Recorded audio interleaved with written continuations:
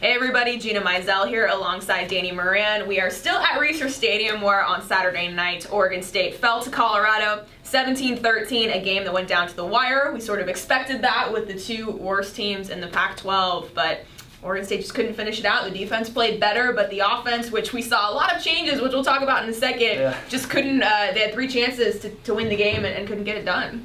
Yeah, the defense forced 3 consecutive 3-and-outs after allowing Colorado on their what ended up being a game-winning drive. So given how the defense had played, I think they'd averaged allowing 46 points per game in Pac-12 play. So to give up 17, even though it's against Colorado, another winless team, I mean, you can't ask a ton more from the defense. And the offense had opportunities, and Nick Mitchell, who played down the stretch, was decent passing the ball, but not enough down the stretch. Yeah, as you mentioned, Nick Mitchell started at quarterback, but Seth Collins also started the game.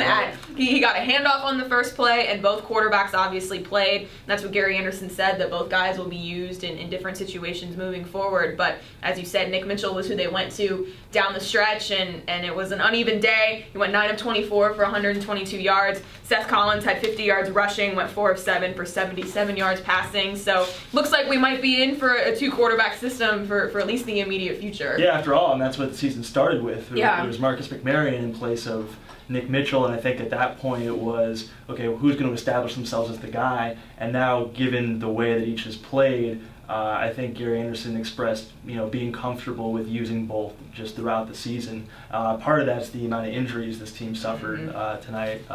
Fred Lawina, Sean Harlow on the offensive line, and then Storm Bars Woods, Damian Haskins, Chris Brown.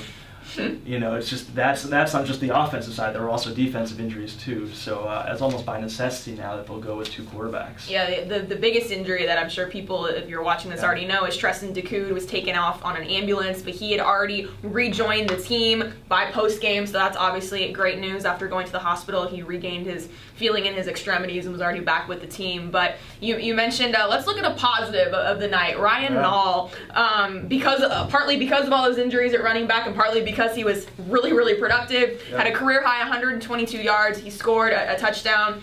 Just what did you make of his performance tonight? Like Gary Anderson referred to, it's almost, the young guys. I mean, he said that's the guy when asked about Ryan Nall and his performance. I mean, those are, both career highs for what he had. It was, almost surprising, even though Oregon State was behind and maybe had to throw, that they didn't go to him more down the stretch, because he was bouncing off tackles. He was really a lot of their offense, particularly in that second half. I think he only had about 40 yards or so in the first half. So over 80 come as the team is trying to get going. So Gary Anderson talked about him being the type of player he wants, and recruiting and just kind of out of his guys down the stretch. So it'll be interesting to see how much more of him we see if he becomes the starter. A lot of that depends on injuries too, but it was one of very few positives, I'd say. Exactly. Well, again, of course, things don't get any easier moving forward. This team goes to Salt Lake City next week against Utah. Yes, it's a Utah team that got blown out by USC, so their undefeated run is over. But still, you got Utah, you got UCLA the next week, then you go on the road to Cal. Gary Anderson didn't sugarcoat that it's going to continue to be tough in the conference, and as we said earlier this week, this was probably the best chance for Oregon State to get a win. So now the question becomes, do they win another game this season? Right. You look, it's probably Washington is the best chance they have, and that's one of the best defenses in the Pac-12. And so given the state of the offense, points are going to be at a premium there.